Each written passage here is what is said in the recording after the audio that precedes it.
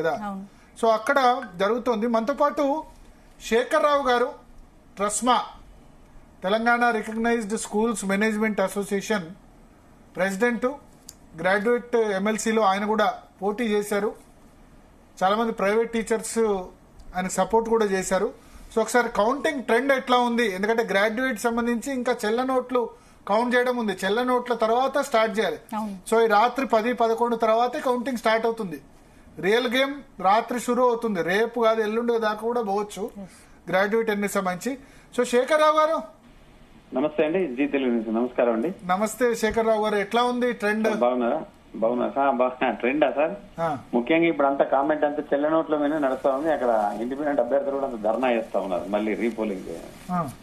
అంటే చెల్ల నోట్లకు అవగాహన కల్పించలేదు అంటే సరే ప్రభుత్వం రీపోలింగ్ చేయమని ధర్నా చేస్తున్నారా? రీపోలింగ్ చేయాలి అంటే చెల్ల నోట్లకు అవగాహన కల్పించలేదు కాబట్టి గ్రాడ్యుయేట్స్ ఓటు వేయలేకపోయినారు, వాళ్ళు సరిగా వినియోగించుకోలేకపోయినారు, అంటే అవేర్నెస్ క్రియేట్ చేయలేదు అనేది ఒక అంశంగా తీసుకొని ధర్నా చేశారు అక్కడ. ఇది ఇండిపెండెంట్ అభ్యర్థులంతా కూడా. సరే అది అంటే డిగ్రీ చదువుకొని ఒక ఓటు నమోదు చేసుకున్నప్పుడు మనం ఎందుకు ఓటు నమోదు చేసుకుంటున్నాం, దేని కొరకు అనేది ముఖ్యంగా పట్టభద్రత తెలిసి ఉండాలి. డిగ్రీ అంటే ఒక ఇల్లిటరేట్స్ వేసేది కాదు కదా, ఇల్లిటరేట్ కాదు. నెక్స్ట్ ఏంటంటే ఎక్కడో ఒకడ ఏదో ఒక వర్క్ చేస్తుండొచ్చు, అంటే ఏదన్నా ప్రైవేట్ ఉద్యోగమా లేకపోతే గవర్నమెంటా. ఈవెన్ ప్రభుత్వ ఉపాధ్యాయులు కూడా 1000 ఓట్లు చెల్లలేదు. ఇప్పుడు కరీంనగర్ లో 1000 ఓట్లు చెల్లలేదు, అట్లా నల్గొండ కూడా చెల్లలేదని కనబడతా ఉన్నది. అంటే ఒక ఉపాధ్యాయుడు అయి ఉండి కూడా అంటే పిల్లలకి చదువు చెప్తున్న తరుణంలో అంటే ఏం చదువు చెప్తున్నాం అనేది మనకి అక్కడ కనబడుతుందా? పిల్లలకు ఉపాధ్యాయులు ఉపాధ్యాయుల ఓట్లు 1000 చెల్లకపోవడం, ఇక్కడ గ్రాడ్యుయేట్స్ లో అయితే మరీ ఎక్కువ. అవగాహన ఏం కలిగింది అంటే నేను అర్థం చేసుకున్నది ఏంటంటే ఓటు నమోదు చేసుకోవాలి, ఎంతో కొంత మనకు డబ్బు ఇస్తాడు, ఆ డబ్బును 5000, 4000, 3000 తీసుకోవడం, లేదా ఎక్కడన్నా పార్టీలు అంటే ఏదైనా పార్టీలు పెడితే దాని మీదనే కాన్సన్ట్రేట్ చేసినారు. కానీ ఓటు సెలక్షన్ అనేది అంటే ఓటును ఎవరికి వేయాలి, ఏ అభ్యర్థి చాలా బాగుంటాడు, నేను ఎక్కడ ఓటు వేయాలి, ఆ ఓటేసే విధానం దాని యొక్క ప్రక్రియను తెలుసుకోలేకపోయినారు. ఇంకొకరు అవగాహన చేసారు ఎందుకు? ఇప్పుడు నేను ఓటు నమోదు చేసుకున్నా, నేను వెళ్తా ఉన్నా, నన్ను ఎవరో ఒకరు వచ్చి అవేర్నెస్ క్రియేట్ చేశాను.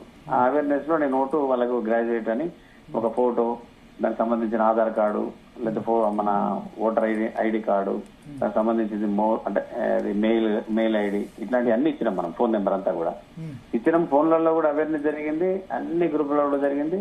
ప్రతి ఓటర్ కూడా ఇట్లా వేయాలనేది కూడా అవగాహన అన్ని టీవీలలో అన్ని రకాల అభ్యర్థులు కూడా చెప్పారు.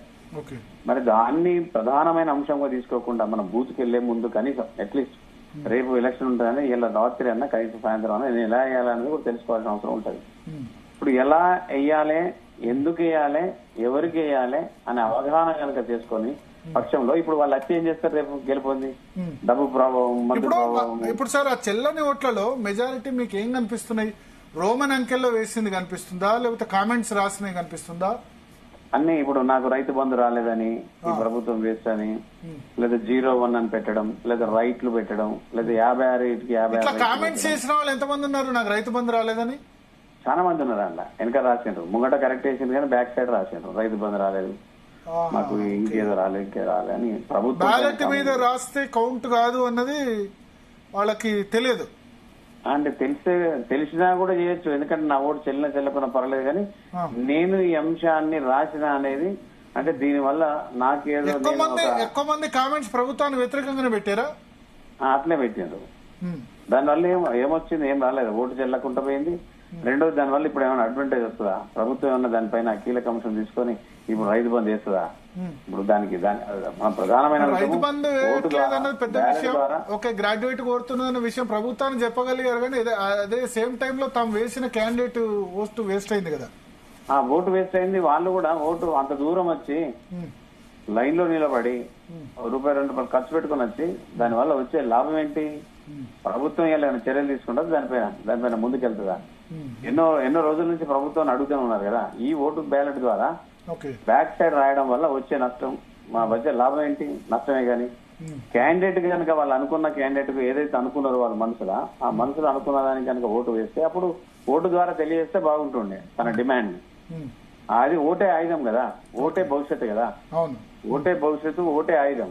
చాలా మంది చాలా రకాల నేను చెప్పా, మీరే మీ భవిష్యత్తు, మీ ఓటు మీ భవిష్యత్తు, మీ ఓటు మీ యొక్క ఆయుధం. సో రోమన్ అంకెల్ వేసిన వాళ్ళు ఉన్నారు, 01 కాకుండా 01, 02 అని పెట్టిన వాళ్ళు కూడా ఉన్నారు, టిక్కులు పెట్టిన వాళ్ళు ఉన్నారు. టిక్ కూడా పెట్టారు. ఓకే, టిక్ పెట్టిన ఇంకోటి ఇప్పుడు ఫర్ ఎగ్జాంపుల్ 47 అక్కడ 1 అయ్యాక 47 నెంబర్ వేసాను. అచ్చా, ఓకే, 47 వేసాను. 47 పక్కన 47 వేసారు. వేసాను. దాని అర్థం ఏంది? నెంబర్ 1 వేయాలి కానీ 47 తర్వాత 1, 2, 3, 4 రాయకుండా డైరెక్ట్ గా 47 వేస్తే అది కౌంట్ కాదు కదా. కాదు అది. అట్లా కూడా ఇంకా మీకు 1 వేసారు, వేసిన తర్వాత 3 వేసారు, 2 ఎవరికి ఇవ్వలే. ప్రియారిటీ అనేది కంపల్సరీ ఇవ్వాలి.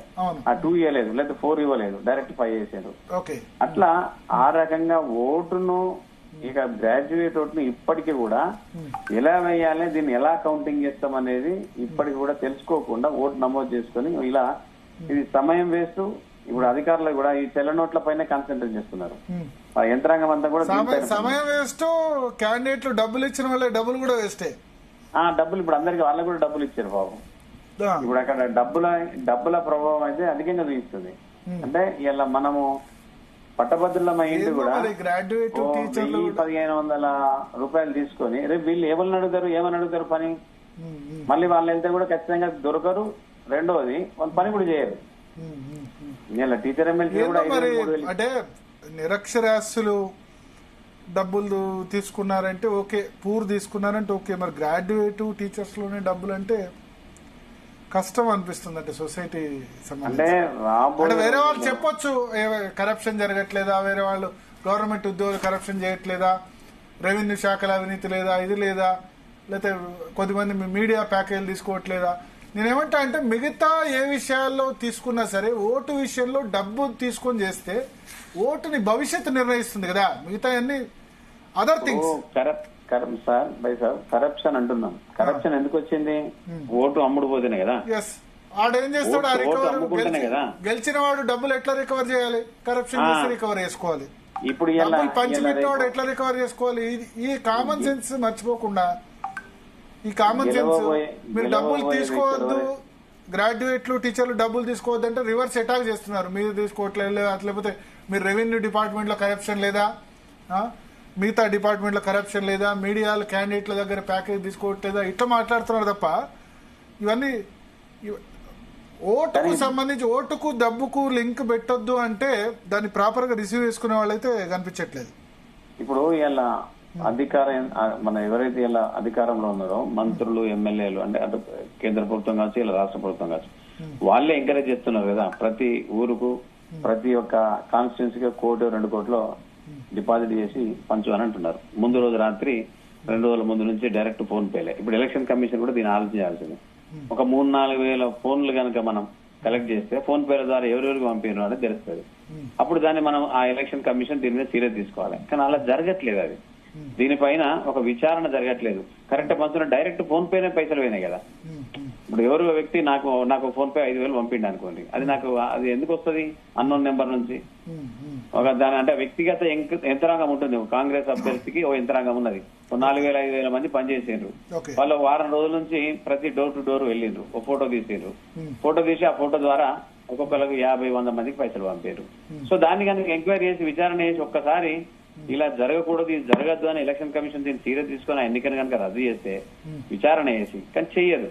కోర్టులో పోతుంది, అది 4-5 ఏళ్ళు పడుతుంది. ఈ లోపల ఆయన ఒక పదవి కాలం అయిపోతుంది. కోర్టు అలానే సీరియస్ తీసుకుంటలేదు. ఇలా ఎలక్షన్ కమిషన్ కూడా అలా సీరియస్. మొత్తం ఎన్ని చెల్ల నోట్లు ఉన్నాయి శేఖర్ రావు గారు? దాదాపు 40 నుంచి 50,000 వరకు. ఇప్పటికే 30,000 అంటే 50,000 వరకు అంచనా వేస్తున్నాం. ఇప్పటి వరకు ఎన్ని కౌంట్ చేశారు? 1,50,000 చేశారు. ఇంకా 1,00,000 చేయాలి. ఇంకా 1,00,000 చేయాలి. 1,50,000లో 30,000 చెల్ల నోట్లు. చెల్ల నోట్లే ఉన్నాయి 30. 20% అంటే 20%. 20%. నార్మల్ గా ఇప్పుడు మీరు 1% ఉంటుందండి, అంతే కదా. నవ్వొస్తుంది. ఒక డిగ్రీ అయ్యి నేనేమనుకుంటున్నానంటే ఇప్పుడు ఈ చెల్ల నోట్లు చదువుకున్న తర్వాత కాకరకాయ అంటే చదువుకోకముందు కాకరకాయ అంటే చదువుకున్న తర్వాత కీకరకాయ అన్నట్టు ఉంది ఇది. అదే పట్టభద్రులు లేక ఇప్పుడు ఎవరైతే డిగ్రీ నమోదు చేసుకున్నారో ఆ చెల్ల నోట్లను తీయాలి.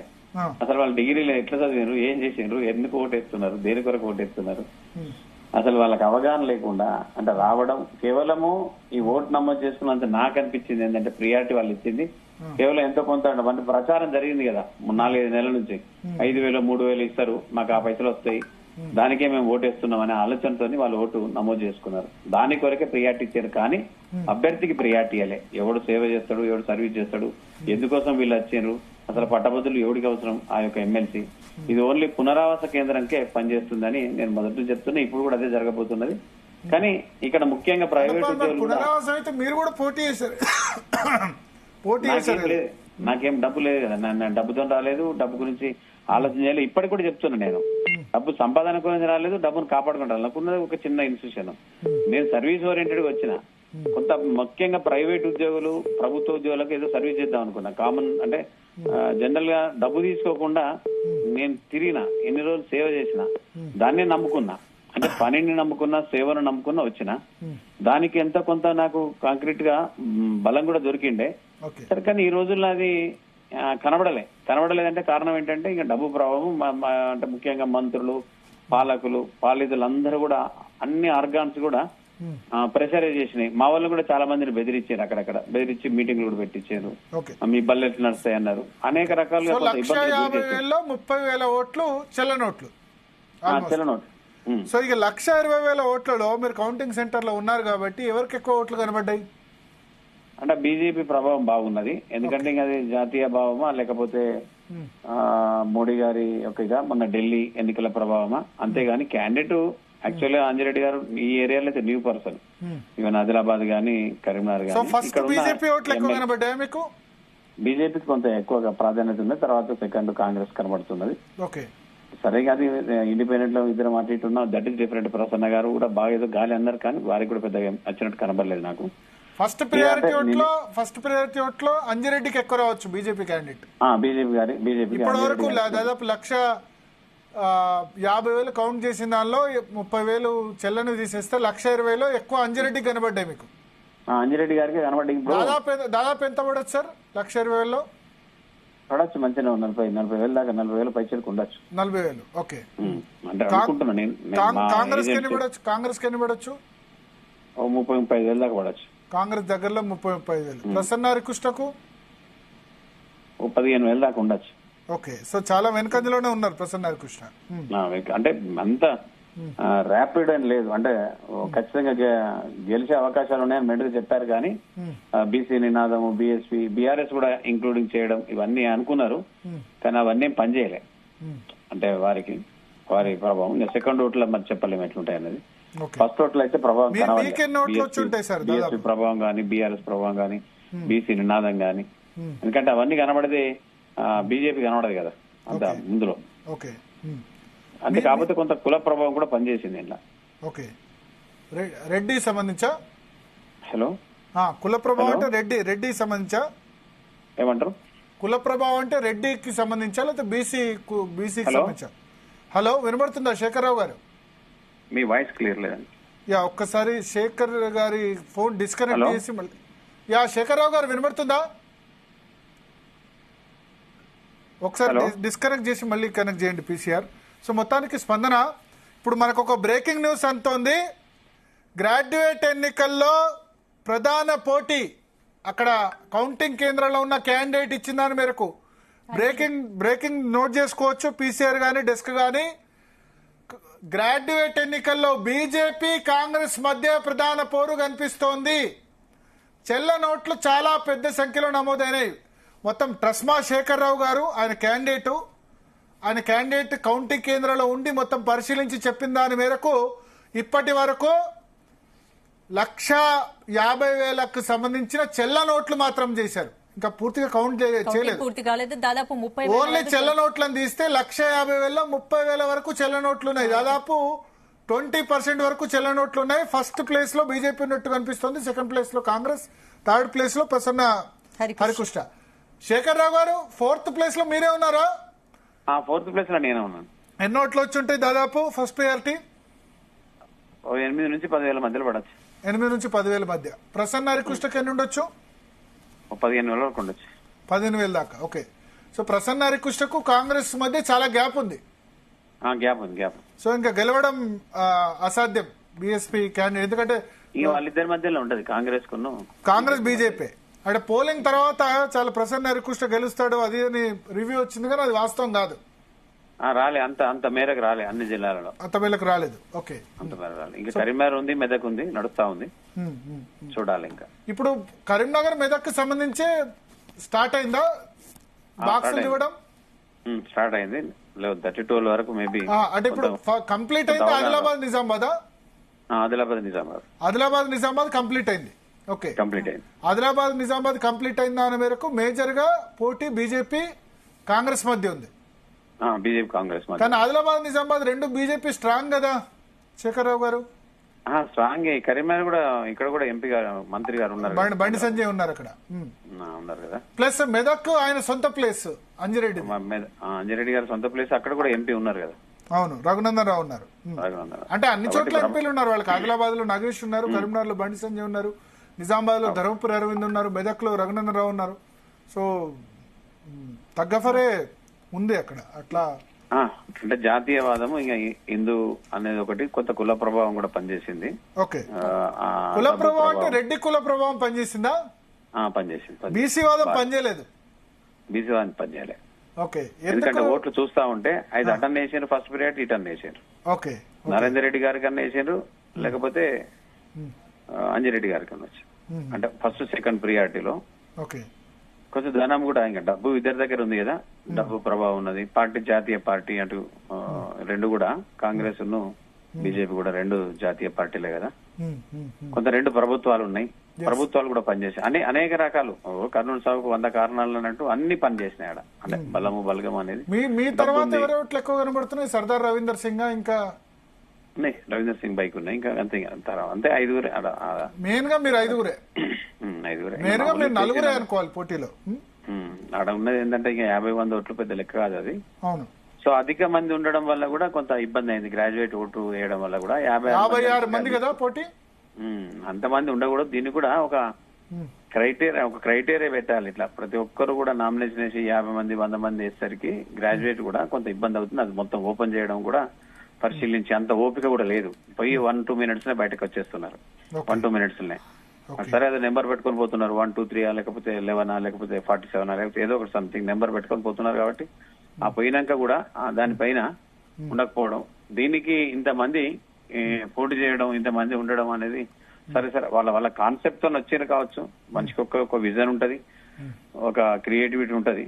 కానీ దానివల్ల ఏమైందంటే గెలుపు ఓటంలో ఉన్న అభ్యర్థుల మీద ఎఫెక్ట్ పడుతున్నది. ఇది బాగా సీరియల్. ఇప్పుడు నాది 47 ఉన్నది. చాలా మంది 47 కోవాలంటే చూడాలంటే కొంత ఇబ్బందికరమైన విషయం. కొత్త పార్టీల పరంగా వచ్చిన వాళ్ళు రికగ్నైజ్డ్ పార్టీ ఉంటే గనక ముందు ఇస్తారు. వాళ్ళు అంతే. అదే కొంత పార్టీల దగ్గర అక్కడక్కడ ఏదో మేనేజ్ చేసుకుని తెచ్చుకున్నారు. అట్లా 11 వరకు 12 వరకు ఉన్నాయి. అట్లా ఆలోచన చేసి తెచ్చుకున్నారు. కానీ అట్లా మొదటి వరుసలో ఉన్న వాళ్ళకి డైరెక్ట్ రాగానే ఫస్ట్ ఓటో సెకండ్ ఓటో తీసేసి ఆయన తీసేసారు, పోయారు. అంత ఓపిక పోలింగ్ బూత్ లో ఉన్న బ్యాలెట్ తీసుకున్న తర్వాత. మీ ఉద్దేశంలో ఇప్పుడు చెల్ల నోట్లు స్టార్ట్ చేయడం అనేది ఎప్పుడు వరకు స్టార్ట్ కావచ్చు? ఇంకా దాదాపు ఇంకొక 3-4 గంటలు పడుతుంది. ఓన్లీ చెల్ల నోట్లను చేయడం? చెల్ల నోట్లు పడుతుంది. 11-12 వరకు అయిపోతుంది. సో దానివల్ల అంటే అది ఎక్కడైనా కానీ దీన్ని, అంటే గతంలో అట్టే చెల్ల నోట్లు జరిగినాయి, ఇప్పుడు కూడా అట్టే చెల్ల నోట్లు. దీన్ని ఎట్టి పరిస్థితుల్లో ఖచ్చితంగా ఒక అవేర్నెస్ అయితే తీసుకురావాలి ఎప్పటికైనా. అది ఈ రోజుతోనే ఎన్నికలు అయిపోదు కదా, మళ్ళీ 6 సంవత్సరాలతో వచ్చినా. కానీ చెల్ల నోటును ఈ రకంగా ఇది ఇట్నే కంటిన్యూషన్ చేస్తే అవి చెల్తలేవు అంటే కూడా ఇంకా కూడా దీనిపైన అవేర్నెస్ తీసుకురాకపోతే కొంత ఇబ్బందికరమైన విషయం. ఒక డిగ్రీ చదివి ఈ ఎఫెక్ట్ దేని మీద పడుతుంది తెలుసా అంటే ఇల్లిటరేట్ మీద పడుతుంది. అంటే మనమే చదువుకున్న వాళ్ళం, మనమే చెప్పేటోళ్ళం, ముఖ్యంగా టీచర్లు అయి ఉండి మనం చదువు చెప్పేటోళ్ళం, మనం ఎడ్యుకేట్ చేసి సమాజ నిర్మాతలం అయ్యి కూడా ఓటును చెల్లకుండా చేసుకుంటున్నాం. మనం అది ఓటును వినియోగించి కూడా ఇంత దారుణమైన పరిస్థితి తీసుకురావడం భారతదేశంలో అంటే ఎంత దరిద్రం అనేది ఒకసారి ఆలోచించండి. అంటే ఓటునే చెల్లకపోవడం. రెండోది, మనం సరి అయిన ఒక లీడర్ను, ఒక నాయకుడిని ఎలా ఎన్నుకోగలుగుతాం? ఆ నాయకుడు మనల్ని ఎందుకు ఎక్స్పెక్ట్ చేయాలి? మనం ఆయన పనిచేస్తాడని. మనము డబ్బు తీసుకుంటున్నాం, ఆయన మీటింగ్లు పెడితే మందు, రకరకాల తిండి అన్ని తిన్నాక రేపు పోయి గల్లబట్టి ఎట్లా అడగలుగుతాం? ఆయన కూడా అంటాడు కదా, నేను వట్టుకిచ్చిన నీకు డబ్బు ఇచ్చినా, నువ్వు ఊరికే వేయలే కదా ఓటు అంటాడు. రేపు మనకు అన్ని కూడా క్యారీ చేయాల్సి వస్తుంది. ఆయనకు డబ్బు ఎందుకు ఇలా కరప్షన్ జరుగుతుందంటే అందుకే. మనం డబ్బు తీసుకుంటున్నాం కాబట్టి కరప్షన్ ఖచ్చితంగా పెంచుతున్నాం మనమే. Okay. 100 కోట్లు ఖర్చు పెడుతున్నాడు, 1000 కోట్లు సో మనం ఇప్పుడు అడగద్దు ఇంకా. జిల్లాల వారిగా వద్దాం శేఖర్ రావు గారు. ఫస్ట్ ఆదిలాబాద్ జిల్లాకు సంబంధించిన ఓట్లు సెపరేట్ చేయడం స్టార్ట్ చేశారా? ఆదిలాబాద్ అయిపోయింది ఆల్రెడీ, ఆల్మోస్ట్ ఆదిలాబాద్ లో మీకు ఎక్కువ ఓట్స్ ఎవరికి వచ్చాయి? బీజేపీకా కాంగ్రెస్ కా? బీజేపీకి వచ్చి బీజేపీ. సో అంజిరెడ్డికి. ఓకే. సెకండ్ పొజిషన్ లో ఆదిలాబాద్ లో మన నరేందర్ రెడ్డి గారు, ఆల్ఫోర్స్ నరేందర్ రెడ్డి. ఆల్ఫోర్స్ నరేందర్ రెడ్డికి ఎక్కువ ఇన్స్టిట్యూషన్స్ ఆదిలాబాద్ లో ఉన్నాయా కరీంనగర్ లోనే ఎక్కువ ఉన్నాయి కదా? కరీంనగర్ లో ఉన్నాయి, ఆదిలాబాద్ ఉన్నది, అట్లే మంచిర్యాల కూడా ఉన్నది, నిర్మల్ కూడా ఉన్నది, బైన్సలా ఉన్నది. ఓకే. ఆయనకు అంటే ఇన్స్టిట్యూషన్స్ కన్నా ఎక్కువ ఇంకా పరిచయం అన్ని ఏరియాల నుంచి కరీంనగర్ లో చదువుకుంటారు కదా పిల్లలంతా. టీచర్స్ గానీ పిల్లలు గానీ, టీచర్స్ పిల్లలు ముఖ్యంగా వాళ్ళ స్టాఫ్ అందరికి కూడా ఒక 3-4 వేల మందికి బాధ్యత ఇచ్చి వాళ్ళే డోర్ టు డోర్ తిరిగి ఆ యొక్క ఇప్పుడు కౌంటింగ్ ఏజెంట్స్ కూడా మంచిర్యాల నుంచి వచ్చారు ఇవాళ పొద్దున చూసిన. వాళ్ళంతా కూడా ప్రతి డోర్ టు డోర్ క్యాన్వాస్ చేసి అక్కడ ఫోటో దిగి వాళ్ళ 50-100 మీకు ఆదిలాబాద్ లో నిజామాబాద్ లో 2 చోట్ల బీజేపీ లీడింగ్ కనబడుతుందా? రెండు, ఉమ్మడి ఆదిలాబాద్, ఉమ్మడి నిజామాబాద్ రెండిట్లో ఇప్పటి వరకు ఉన్న దానిలో బీజేపీ ఎక్కువ ఓట్లు కనబడతారు. సెకండ్ పొజిషన్ లో నరేందర్ రెడ్డి. కరీంనగర్ సంబంధించి ఇప్పుడు నడుస్తుంది, కరీంనగర్ నడుస్తుంది, ఇంకా మెదక్ నడుస్తుంది. మెదక్ ఇంకా ఆల్మోస్ట్ ఇంకా అదొక అవా ఉన్నది, దాన్ని ఒక దగ్గర పడ్డది అంటే. సో మీ ఉద్దేశంలో బీజేపీ విన్నా ఆల్మోస్ట్, లేకపోతే బీజేపీ కాంగ్రెస్ టఫ్ ఫైటా? సెకండ్ పొజిషన్ లో మొదటి ప్రాధాన్యత రాదు, రెండో ప్రాధాన్యతలో రెండో అంటే నాకు తెలిసిన ఊహాగానం అంటే నేను ఎక్స్పెక్ట్ చేసి అంటే బీజేపీ విన్ అవుతుందని నేను అనుకుంటున్నా. అంటే నా అనాలిసిస్. ఓకే. అంటే సెకండ్ ప్రయారిటీ కౌంటింగ్ లో నేను చూసింది, మా ఏజెంట్స్ చెప్పింది, థర్డ్ ప్రయారిటీ ఇప్పుడు మీకు వేసిన వాళ్ళు ఎవరికి సెకండ్ ప్రయారిటీ వేయొచ్చు?